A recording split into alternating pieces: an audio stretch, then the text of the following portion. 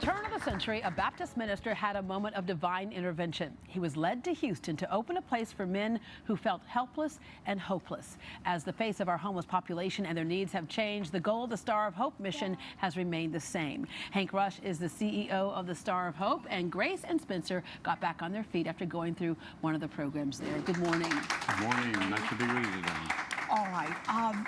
You know, so many people have in their mind that this idea of what the homeless is, and kind of go back to that kind of Red Skelton character of the wino on the street. That person counts too, but it's much different than just that person.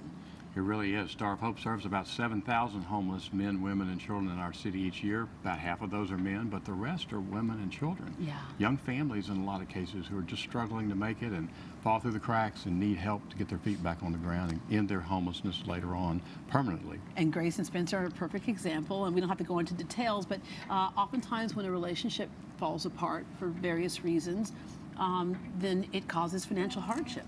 Yes, definitely. I mean, and I can definitely say that the Star of Hope has gotten me back on track, you know, and they have helped me with in so many different ways, you know.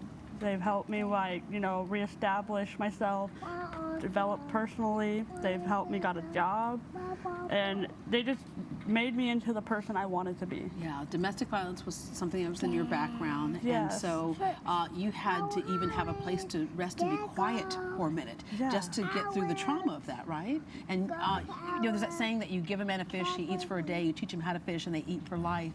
You push the restart button for so many people.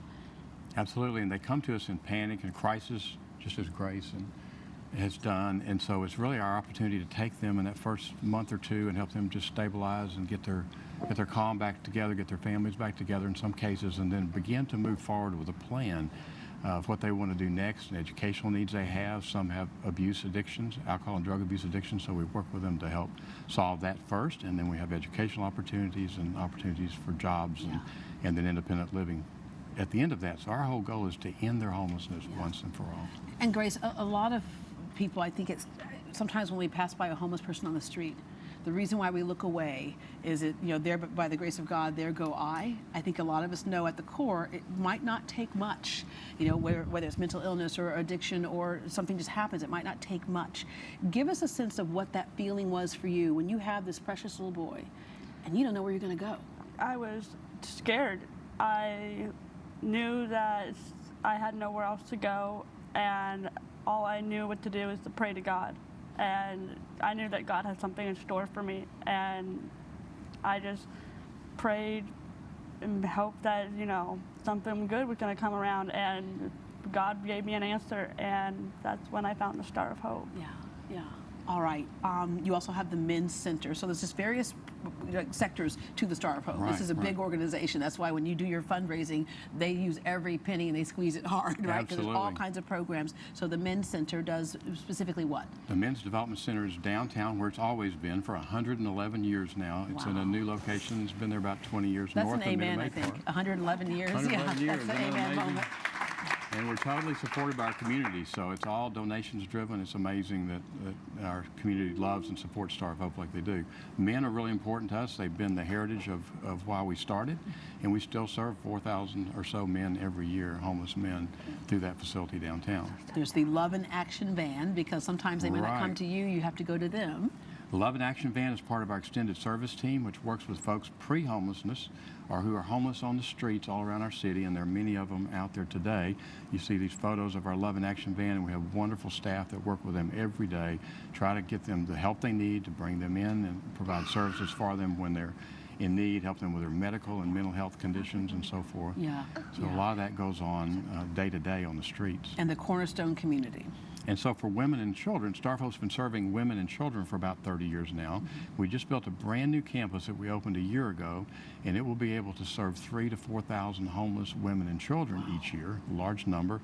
We consolidated our other facilities around town into that one campus. The beauty of that campus is it's a collaborative campus. So Star of Hope is there, and we work with them for 1, 2, 3, 4, 5, 6 months, however long they want to stay. And then there's permanent supportive housing there, and there's other partners that help with job search and job readiness, and with community center after school activities for the kids that are living in the apartments on campus. And when you have those kids there, it's like whatever got mom or dad in trouble, where they ended up on the streets, you're able to kind of address the children as well, with strengthening whatever was lacking in the family dynamic, of strengthening those kids as well, right? Absolutely. While the moms or dads are working on their problems and needs, we have full care from birth through 18-year-olds for all the children with us. There's 250 to 300 kids with us every day. And so the ones that are school age are back in school. The ones that have that are birth through 5 years old are in our daycare centers and our nurseries and so forth. And so we just take care of those kids so the parents can work on what they're trying to accomplish. Yeah. Well, Spencer, you saw a building there, didn't you? You recognize that building? Mm-hmm. All right. My mom. You what now? That's a microphone. A microphone. Yeah. What did you want to say? You lived there with your mama? You lived there with your mama? You know, My home. it was your home, yes. And there's got to be something said for, I think sometimes people feel ashamed, right? Yes. And when you're there with other people who can say, it's okay, I've been there too. How empowering is that to have a community that truly understands what that fear is like and truly understands where you're trying to go? I think that's what really helped me, the most is knowing that I'm not alone. When I got there, I felt really ashamed that I felt like I failed myself. I felt like I failed my son. But when I joined the other women and and families there, they shared their stories with me, and I was like, wow. So I'm not the only one going through this. Yeah. And it really helped me. Well, Hank, thank you all very much for what you do at the Star of Hope, because it's 24/7. It's every minute of the day, just like all of our organizations that we're featuring Right. today. Round the clock. Around the clock. But what you see that you get in return is something priceless. And we got this beautiful mom and her son, Absolutely. who now she's got her Absolutely. job and the whole bit. And I'm going to end with, there's somebody out there struggling right now who's sleeping on someone's sofa and is going to have to leave because they're going house to house to house trying to find, their footing. What do you have to say to that person? Don't be afraid to seek help. That was me one day. I was afraid to seek help, but not everybody,